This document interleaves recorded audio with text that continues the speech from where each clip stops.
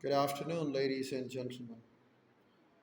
We over here in Pakistan believe that we have been supporting the Afghani refugees, providing them the asylum in Pakistan, providing them the essentials of life in Pakistan, and in fact, having had done more than what we were required on the humanitarian ground.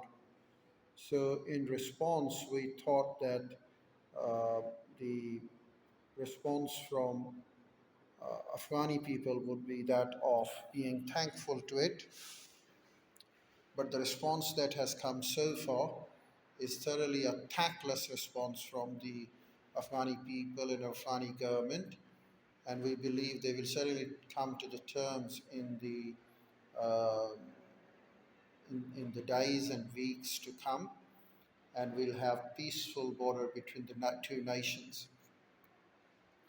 What I can understand about the regime in Afghanistan, they really don't care a lot about the poor people in Afghanistan.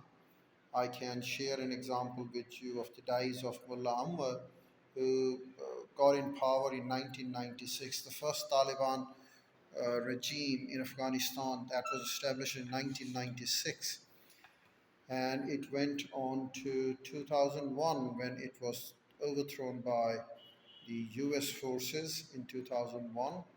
So Mullah Umar government was in power for more than 5 years in Afghanistan.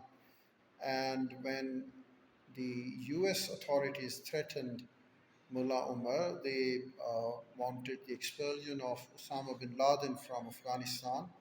So such a proposal was made to Mullah Umar that he should expel Osama bin Laden from his country to safeguard the interest of Afghanis, to give peace to the Afghani people. Mullah Umar, in fact, could not come to the terms with the US authorities or diplomatic missionaries. In fact, Mullah Umar had been asking again and again, what would it benefit them? What would it benefit them? Probably they wanted to have their own financial benefit.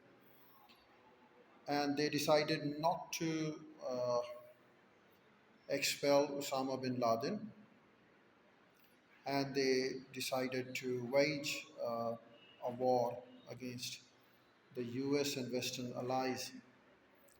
But this was only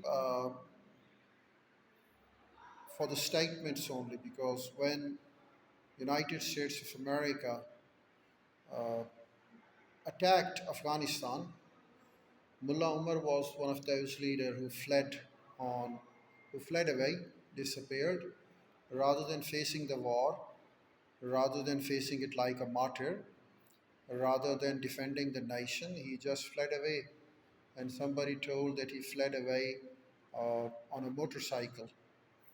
So, for the president of a nation, for Amirul Mu'mineen of a nation, for a Khalifatul Muslimin of a nation, if somebody runs away from the battlefield, it is, of course, a great disgrace, worst disgrace to a nation, worst disgrace to the office of a supreme leader of a nation. If the supreme leader is so cowardly that can't stand the pressure, the military pressure, he would have taken the decision in favor of the nation and had not gone to the war. But if the war was there, of course, one should always deal with the peace in terms of peace rather than entering into any war whatsoever. But God forbid, if the war is thrown upon you, then there is no question of facing or not facing it. Then there is no question of fleeing away from the battlefield. Then it's the obligatory uh, requirement of the supreme leader to stand there as the supreme commander and defend the nation. So Mullah Umar, rather than defending the nation and serving as the supreme commander and defending the nation against the American military campaign, just fled the battlefield. And he fled the battlefield on a motorcycle. I don't have any objection to fleeing the battlefield on a motorcycle or a motor car or a helicopter. I believe that one should not leave the nation if one is a supreme leader. One should have faced the war like a martyr. That was the noble cause, in fact.